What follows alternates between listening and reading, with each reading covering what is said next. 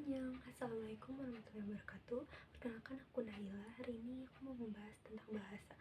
Hari ini aku membahas 4 poin tentang bahasa. Yang pertama itu apa itu bahasa, yang kedua sejarah bahasa, yang ketiga kedudukan bahasa, yang keempat itu fungsi bahasa.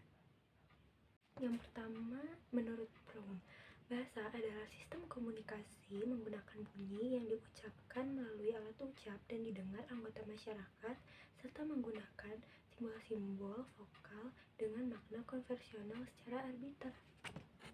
Yang kedua, menurut KBBI Hasan Alwi, bahasa adalah bunyi yang arbiter yang digunakan oleh semua orang atau anggota masyarakat untuk bekerja sama, berinteraksi, dan mengidentifikasi diri dalam bentuk percakapan yang baik, tingkah laku yang baik, sopan, santun yang baik. Yang ketiga, ada krida laksana. Bahasa adalah sistem lambang bunyi yang arbiter yang digunakan oleh para anggota kelompok sosial untuk bekerja sama, berkomunikasi, dan mengidentifikasi diri. Yang terakhir ada menurut Gorskraf, bahasa sebagai alat komunikasi antara anggota masyarakat berupa simbol bunyi yang dihasilkan oleh alat ucap manusia.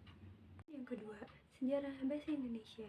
Pada zaman dahulu, bahasa Indonesia itu belum ada, dan kebanyakan masyarakat Indonesia menggunakan bahasa Melayu sebagai bahasa pemersatu seperti dalam perdagangan, kerajaan-kerajaan. Tapi akhirnya pada tanggal 28 Oktober 1928, bahasa Indonesia lahir dan tertulis pada Sumpah Pemuda baris ketiga yang berbunyi, kami putra dan putri Indonesia menjunjung bahasa persatuan, bahasa Indonesia. Poin yang ketiga, kedudukan bahasa Indonesia dalam Undang-Undang Dasar 1945. Yang pertama, pasal 36 berbunyi, bahasa negara adalah bahasa Indonesia. Yang kedua, bahasa Indonesia sebagai bahasa nasional. Yang ketiga, bahasa Indonesia sebagai bahasa negara.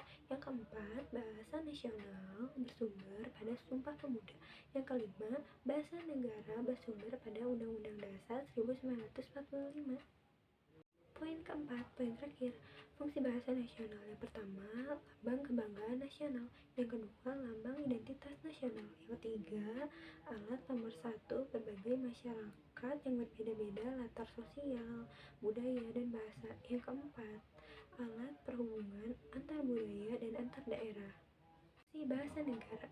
Pertama, bahasa resmi kenegaraan.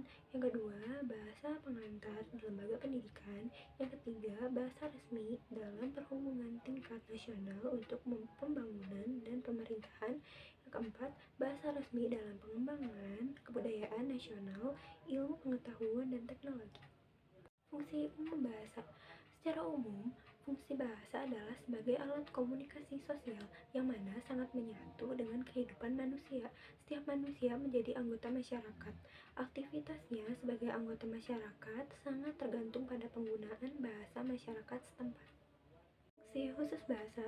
Yang pertama, fungsi instrumental. Yang kedua, fungsi mengatur atau mengendalikan. Yang ketiga, membuat pernyataan. Yang keempat, fungsi komunikasi. Yang kelima, alat untuk berimajinasi. Yang keenam, memperoleh ilmu pengetahuan. Yang ketujuh, fungsi personal. Oke, sekian dulu video hari ini. Kalau misalnya video ini bermanfaat, jangan lupa like, comment, dan subscribe. Dadah, annyeong.